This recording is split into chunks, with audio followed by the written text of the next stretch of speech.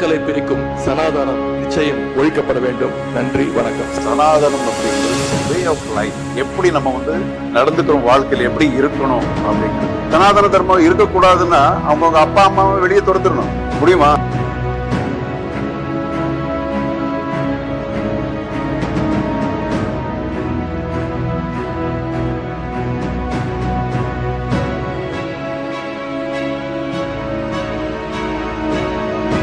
சுவாமி விவேகானந்தரின் பார்வையில் சனாதனம் என்பது ஒரு மதம் மட்டுமல்ல, அது ஆயிரக்கணக்கான ஆண்டுகளாக மனிதனை உண்மையை நோக்கி வழிநடத்தி வரும் ஒரு நித்திய ஆன்மீக பாதை.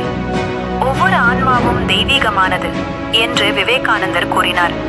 யோகா, தியானம், பக்தி, அறிவு, எந்த வழியிலும் மனிதன் தனது உள்ளார்ந்த தெய்வீகத்தை உணர முடியும் என்று அவர் நம்பினார். அவரை பொறுத்தவரை சனாதனம் என்பது பிரிவினையை உருவாக்குவது அல்ல, மாறாக எல்லா மனிதர்களையும் ஒன்றிணைத்து சேவையையும் ஆன்மீக வளர்ச்சியையும் போதிக்கும் ஒரு வாழ்வியல் தத்துவம். அதுவே சுவாமி விவேகானந்தர் கண்ட சனாதனம்.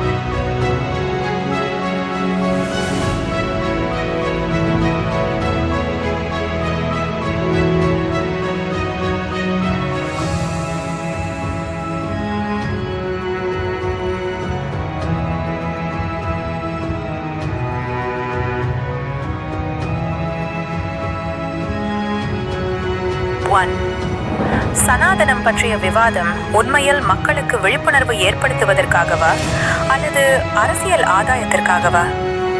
2. தமிழ்நாட்டில் பல ஆண்டுகளாக அமைதியாக இருந்து வந்த மத நல்லிணக்கத்தை இந்த விவாதங்கள் பாதிக்குமா? 3. மக்கள் எதிர்கொள்ளும் வேலைவாய்ப்பு, கல்வி, விலைவாசி போன்ற பிரச்சனைகளிலிருந்து கவனத்தை திசை திருப்ப அரசியல் கட்சிகள் சனாதனத்தை பயன்படுத்துகிறார்களா? 4.